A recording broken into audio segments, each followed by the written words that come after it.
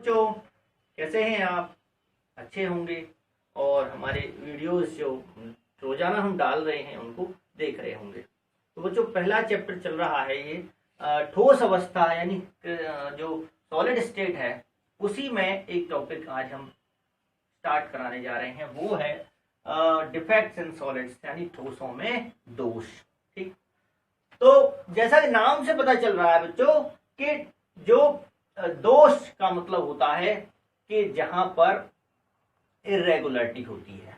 समझ में आ गया कि जो आदर्श व्यवस्था नहीं होती, ठीक, तो वहां पे दोष उत्पन्न हो जाता है।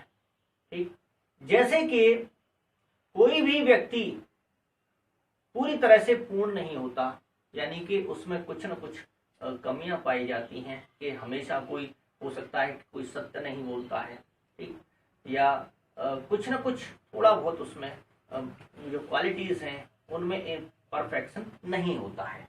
ठीक, इसी तरह से जो ठोस होते हैं उनमें भी वो भी पूरी तरह से आदर्श नहीं होते। यानी जैसे समझ लीजिए कि जो ठोस होते हैं वो कणों से मिलकर बने होते हैं, और कणों की अगर व्यवस्था पूरी तरह से ऑर्डर में नहीं है, क्रम में नहीं है, तो वहां क्या उत्पन्न हो जाता है? वहां दोष उत्पन्न हो जाता है। ठीक, समझ में आ गया? तो जैसे यहां देखिए एक, अब हमें पता है कि सोडियम क्लोराइड Na पॉजिटिव और Cl नेगेटिव से बनता है, Na पॉजिटिव Cl नेगेटिव। और यहां पर त्रिविमीय यानी 3 डायमेंशनल में जो अरेंजमेंट होता है वो प्रॉपर रहता है, यानी Na पॉजिटिव के बाद Cl नेगेटिव ही आएगा। Na पॉजिटिव फिर से Cl नेगेटिव, Na पॉजिटिव और Cl नेगेटिव। और अगर ऊपर की तरफ देखें तो इस Na के ऊपर क्या आएगा? Cl नेगेटिव आएगा, इसके नीचे भी Cl नेगेटिव है। लेकिन अगर मान लीजिए क्रिस्टल बनते टाइम या तो वो बहुत तेजी से बना है, बहुत ज्यादा रेट पे बना है, ठीक, तो वहां उत्पन्न हो जाता है दोष। जैसे कि Na पॉजिटिव पूरी तरह से मान लीजिए व्यवस्थित ना हो पाए और वो यहां के बजाय थोड़ा इधर चला जाए, ठीक, तो यहां पे ये वैकेंसी बन गई और यहां वो चला गया इधर इंटरस्टिशियल साइड में। तो क्या ये आदर्श व्यवस्था है? या इसके अलावा और ये भी हो सकता है कि ये पूरी तरह से छोड़ के ही चले जाए क्रिस्टल को, तो भी दोष उत्पन्न हो गया। तो क्या ये आदर्श व्यवस्था है? आइडियल अरेंजमेंट है? नहीं। समझ में आ गया? तो इसको कहते हैं दोष उत्पन्न हो जाना। परमाणु या अणु या आयनों का अपनी जो प्रॉपर पोजीशन है उससे हट जाना क्या कहलाता है? इम्परफेक्शंस या ठोसों में दोष, डिफेक्ट। समझ में आ गया? क्रम में न रहना, उनका क्रम में न रहना। और वो ऐसे भी हो सकता है, वो क्यों उत्पन्न होते हैं? या तो क्रिस्टल बहुत ज्यादा जल्दी बनाया गया है, यहां तक कि अगर स्लो भी बनता है क्रिस्टल तो भी उसमें थोड़ा बहुत डिफेक्ट क्रिएट हो जाता है। जैसे समझिए कि 10 बच्चे हैं, अगर उनको व्यवस्थित करना है हमें, और अगर हम तुरंत कहें कि भाई 1 मिनट में आप बैठ जाइए क्लास में, तो क्या वो 1 मिनट में हो सकता है कि वो पूरी तरह से प्रॉपर पोजीशन पर न बैठ पाए? ठीक, लेकिन अगर हम उन्हें धीरे धीरे एक एक प्रॉपर पोजीशन पर बैठाएं, आराम आराम से ले जाके सीट पर बैठाएं, तो तुम्हें यहां बैठना है, तुम्हें यहां बैठना है, तुम्हें यहां बैठना है, तो क्या होगा? उनमें परफेक्शन आ जाएगा। समझ में आ गया? तो वो आदर्श अवस्था हो जाएगी, दोष उत्पन्न नहीं होगा। ठीक, क्रिस्टलों में भी यही होता है कि बहुत स्लो रेट पे बनाए हम, तो हो सकता है कि जो दोष हैं वो कम मात्रा में बने। समझ में आ गया? तो ये आपको हमने दोषों में दोष बताए। अब इनके देखिए प्रकार, देखिए ये 2 प्रकार के होते हैं, पॉइंट डिफेक्ट और लाइन डिफेक्ट। पॉइंट डिफेक्ट और लाइन डिफेक्ट, इसे बिंदु दोष बोलते हैं, इसे रेखीय दोष बोलते हैं। बिंदु दोष जैसे किसी बिंदु पर, किसी एक बिंदु पर या पॉइंट पर डिफेक्ट का क्रिएट होना कहलाता है बिंदु दोष। इसी को एग्जाम्पल को लेते हैं हम Na पॉजिटिव Cl नेगेटिव और Cl नेगेटिव Na पॉजिटिव। ठीक, अब मान लीजिए कि थोड़ा सा और हिस्सा ले लेते हैं इसका। अगर यहां किसी एक ही पॉइंट पे Na पॉजिटिव चला गया, ठीक, और यहां से मान लीजिए Cl नेगेटिव चला गया, तो वो जो दोष उत्पन्न हो रहा है वो कहीं कहीं पे उत्पन्न हो रहा है, किसी पॉइंट पे हो रहा है। ऐसा नहीं कि एक ही रो में से ये भी Cl नेगेटिव भी चला गया, Na पॉजिटिव भी चला गया, Cl नेगेटिव भी चला गया, Na पॉजिटिव भी। यानी ये जो अगर उत्पन्न होता है ऐसे करके, तो वो लाइन होता रेखा में, एक रेखा में, या यहां से ही तीनों चले जाएं तो ये क्या होता, रेखा में। यानी जालक में, क्रिस्टल लैटिस में अगर एक ही रेखा में, एक ही लाइन में दोष उत्पन्न होता है तो वो रेखीय दोष होता है। और किसी पर्टिकुलर बिंदु पे होता है, जगह जगह से होता है, ठीक, एक सीध में नहीं होता। जैसे एक यहां से हट गया, एक कोई यहां से हट गया, एक रेखा में ना हो तो वो क्या होता है, बिंदु दोष। समझ में? किसी एक बिंदु पे उत्पन्न हो, पूरी रेखा में ना हो, तो ये कौन सा हो गया आपका, यहां ये बिंदु दोष। और रेखा में इसी, कोई मान लीजिए ए बी है, मैं ए बी मान के चल रहा हूं, कोई क्रिस्टल है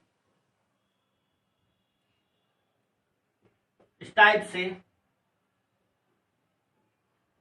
ठीक, ये यहां भी ये गायब हो जाए, यहां से ए, ठीक, और यहां से ये बी, और यहां से ये बी, तो ये एक रेखा में उत्पन्न हो गया। समझ में आ गया?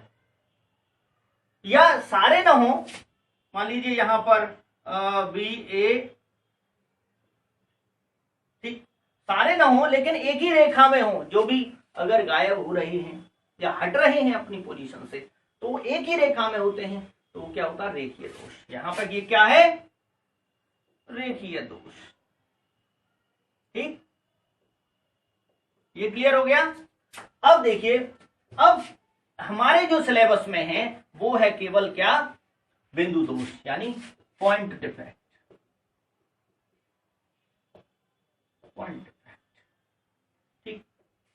ये कुल जो इसके प्रकार होते हैं वो होते हैं, पहला है स्टोइकियोमेट्रिक दोष, यानी स्टोइकियोमेट्रिक डिफेक्ट, ठीक। दूसरा होता है non stoichiometric, non stoichiometric, non stoichiometric दोष, नॉन स्टोइकियोमेट्रिक डिफेक्ट। देखिए, दोनों मीडियम वालों के लिए मैंने लिख दिया है, ठीक। हिंदी में देखना चाहे, लेकिन इसको हिंदी इंग्लिश दोनों में ही बोलेंगे, सेम टाइप से, उच्चारण एक ही प्रकार का होगा, ठीक। और तीसरा होता है इसमें बच्चों अशुद्धता दोष, यानी इम्प्योरिटी डिफेक्ट। तीन प्रकार के हैं पॉइंट डिफेक्ट। तो हम इसको देखते हैं स्टोइकियोमेट्रिक, और इसको हम बता देंगे जब इसको टॉपिक स्टार्ट करेंगे, इसको बताते चले जाएंगे क्या होता है, ठीक। स्टोइकियोमेट्रिक डिफेक्ट में देखिए, इसमें भी टाइप है। इसमें जैसे पहला जो टाइप है इसका, स्टोइकियोमेट्रिक होते क्या है, पहले तो देखिए, जिनमें कि स्टोइकियोमेट्री डिस्टर्ब नहीं होती है।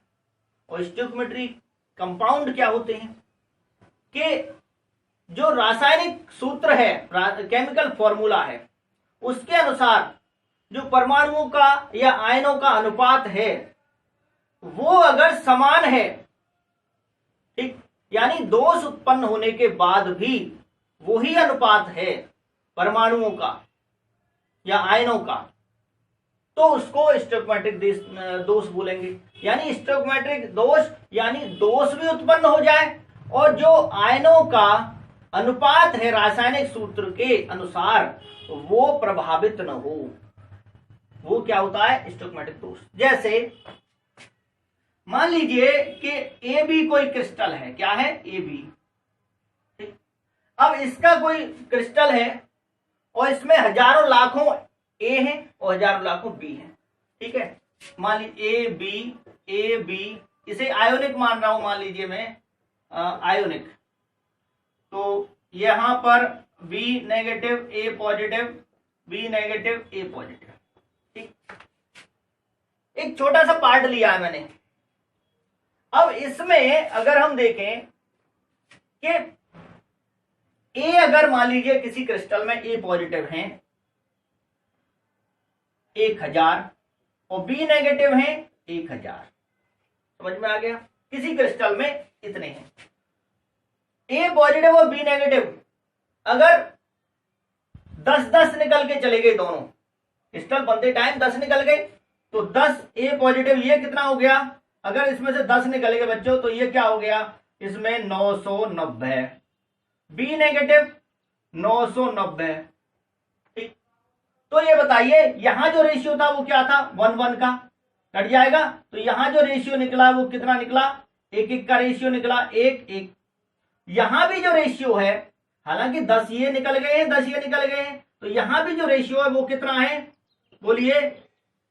ये भी समान है, ये भी समान है, ये भी 1:1 का रेशियो है, यहां भी 1:1 का रेशियो है। तो बताइए कि क्या ये इसमें दोष तो उत्पन्न हो गया क्योंकि निकल के चले गए, ये दोष तो उत्पन्न हुआ, लेकिन स्टोइकोमेट्रिक नहीं, तो स्टोइकोमेट्रिक डिफेक्ट है। यानी कि वो कैसा है, समझ में आ गया, वो स्टोइकोमेट्रिक है, यानी समान अनुपात में रहेंगे, फिर भी दोष उत्पन्न होने के बाद भी समान अनुपात में रहेंगे। समझ में आ गया बच्चों। तो यहां पर देखिए